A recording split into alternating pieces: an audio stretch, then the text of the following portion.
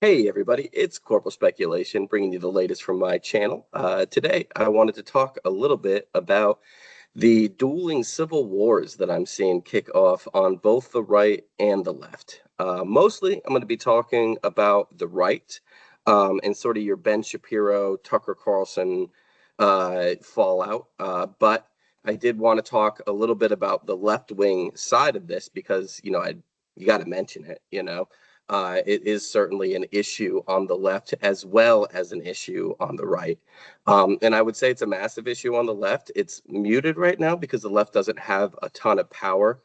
But as they take power back, I expect this issue to rear its ugly head. Of course, I'm talking about Israel and the support for the war in Gaza, if you want to call it that, or whatever you want to call it. I'm not the language police, but it's a terrible issue. I think probably, and I've said this all along, I think if there's one issue that cost Kamala Harris the presidency, it was this issue. It's just very difficult to win an election when the majority of your base thinks that you're participating in, a mass, slaughter campaign. That's truly terrible.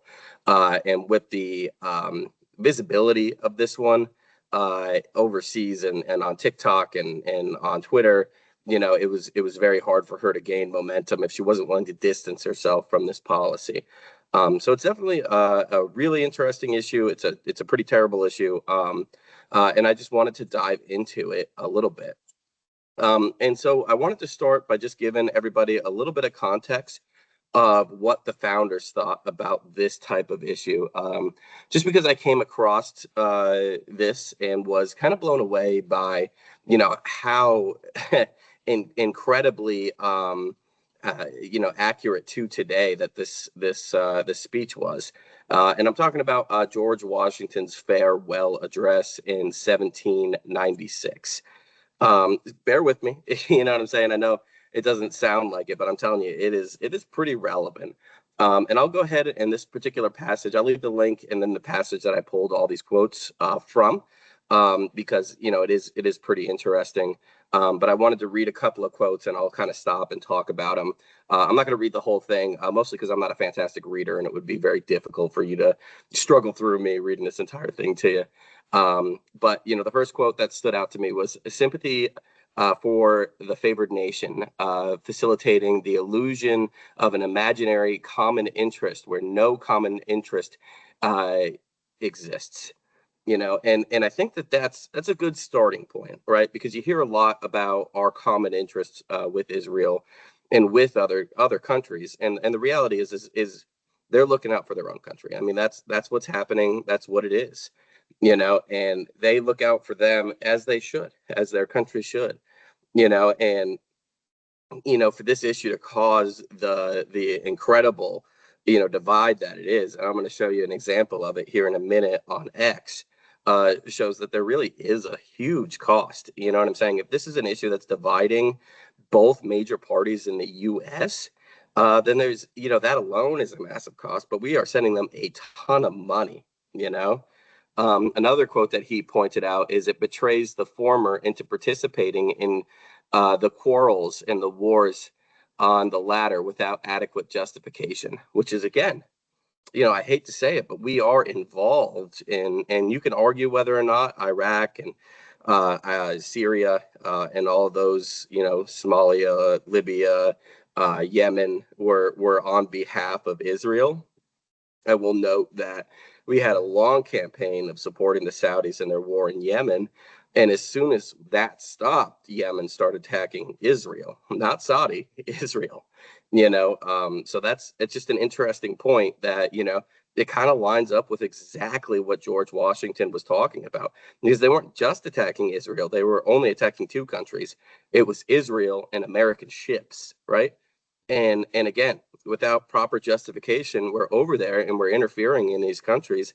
I'm just some guy that lives in the Southeast. I don't care about the Middle East at all, and I've been over there. I've been to Afghanistan, and in a lot of ways, like the strike in Iran, I didn't support it. And a lot of people said nothing came of it. Easy for you to say. I know people on those bases within missile strike distance of Iran. So you can be comfortable with gambling with their lives because they're not real people to you, but they're real people to me. They're real people to me. They're real soldiers. They're real Marines. They're real sailors. They're people that were willing to sacrifice everything for our country. And I don't think that the juice was worth the squeeze. You risk my buddies' lives for what? And I would ask that to any right winger, because I'll tell you this, they all vote Republican, you know. So I mean, do what you want with that information, but I just think that it's I don't think it was worth it, but another quote that I liked a lot is saying that it also leads to concessions to the favored nation and privileges denied to others, which is apt to doubly injure the nation making the concessions by unnecessarily parting with what ought be retained and exciting jealousy, ill will, and negative dispositions to retaliate. What an interesting passage, right? So we're giving all this aid to Israel, and who's mad? Saudi Arabia, the Middle East, all these other countries are mad. Now we have to give billions of dollars to Egypt, Saudi Arabia, and Jordan not to invade Israel. The entire Middle East is furious. Osama bin Laden, it went viral not too long ago, but he was talking about, Israel when he was talking about 9/11, and our support for Israel. And that's what put us in a tough spot, you know and so the question is, okay, so how do we treat this, right? Because I think, especially as a right winger, I don't like this whole idea of cutting Israel off and just sanctioning them, although maybe they deserve it at this point because they've gone so far, but I would say as a friend to Israel, we should have stopped this Gaza situation before it got as out of control as it did.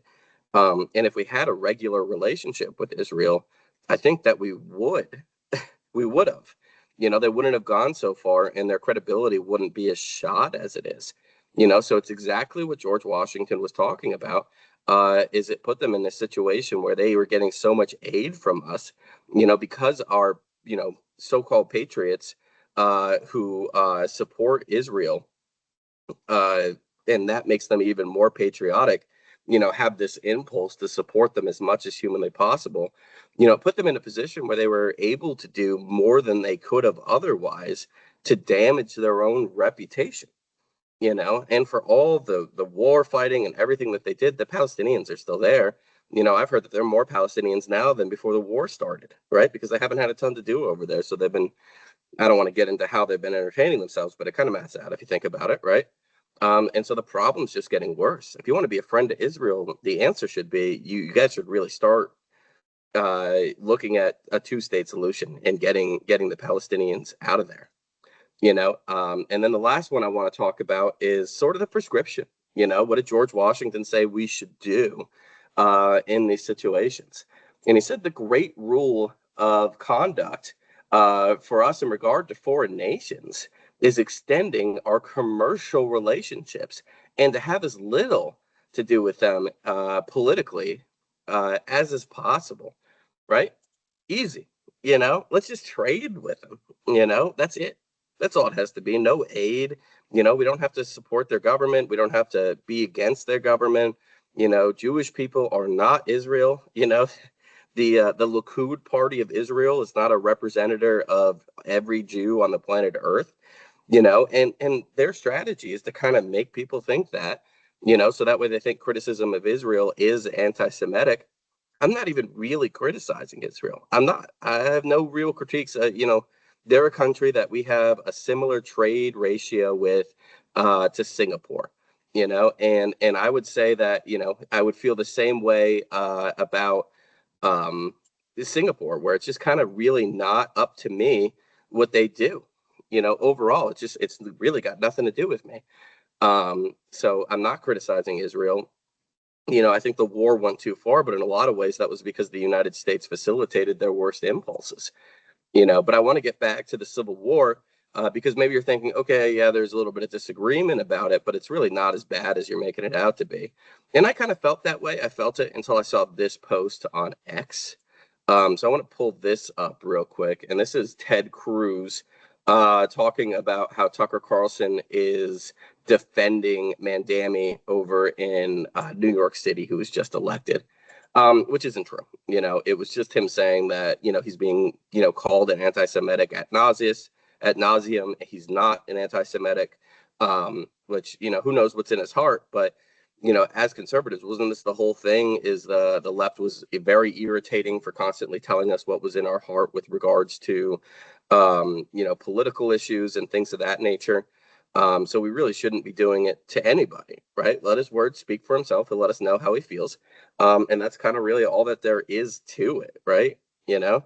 But yeah, so that was the post. But you scroll down and you start looking at the comments, and then I think it kind of becomes fear. And I know Twitter isn't real life, you know, but there's a lot of hate in here for Ted Cruz and specifically his relationship with Israel, and that's just kind of all that there is. You keep scrolling down and it just keeps coming and it just keeps coming, and this is exactly what George Washington was talking about. This is exactly what it is, us divided over our support for another country, and it just doesn't need to be that way. He was super specific. You don't need to have an allied country. You know what I'm saying? There is no most favored country. There is no most important ally. George Washington was super specific that needed to not happen, because if it did, you'd find yourself in this exact situation where you have patriots going at it over their support for this other country that really doesn't make a difference to me as an American living in the Southeast. I don't care. You know what I'm saying? I don't care. I don't understand why governors are going over there passing legislation in Israel. Even if it is specifically regarding combating anti-Semitism, go to the biggest mosque in your state. You know what I'm saying? Like, you're the governor of Florida. Why are you going to Israel? You've got mosques in your state. Go, or not mosques, synagogues in your state. And if you're passing legislation, with regards to combating Islamophobia or whatever, then you should do it in your state too. And they do. They don't go to Saudi Arabia for that. But I think that there's definitely a feeling on the right and on the left, but especially on the right of, we're patriots. We're America first. We want America to be everybody's main concern. And this whole thing where everybody's going overseas to kiss the West Wall is weird. You know what I'm saying? Just me as a common guy, just some dude, lowbrow. I like Shane Gillis, I like stand-up comedy. I like to have a beer at the local pub where everybody knows my name. It's weird that everybody's going over there and kissing this wall, and it's like, why are we going to Israel of all countries? We got the same GDP, or we have the same have a smaller GDP than New Jersey. We trade with them the same as Singapore. Talk about our greatest ally. I mean, probably, I don't know, South Korea, maybe the UK, Germany. It's not Israel. We give them billions of dollars worth of aid. They're not our greatest ally, and if we want them to become our greatest ally, then we should cut off the aid to them and let them stand on their own 2 feet. And maybe in 200 or 300 years, they could do that, but for the time being, they're not. And it's causing all of this divide that was specifically predicted by George Washington, and I think the answer is, especially if you're on the right, like, let's just not talk about Israel for a while. You know what I'm saying? There's a lot wrong with our country. Let's cut the spending. Let's cut the foreign aid packages. Let the international court handle whatever that whole situation is. And why don't we as Americans stay out of it like our founders wanted us to? Bad things happen in the world. We don't need to be the driving force behind all of it. You want to be the driving force behind something? Why don't you be the driving force behind reducing fentanyl overdoses in the United States, or reducing the pockets of third world countries that are in every major city in the United States? This is my country and we've got problems.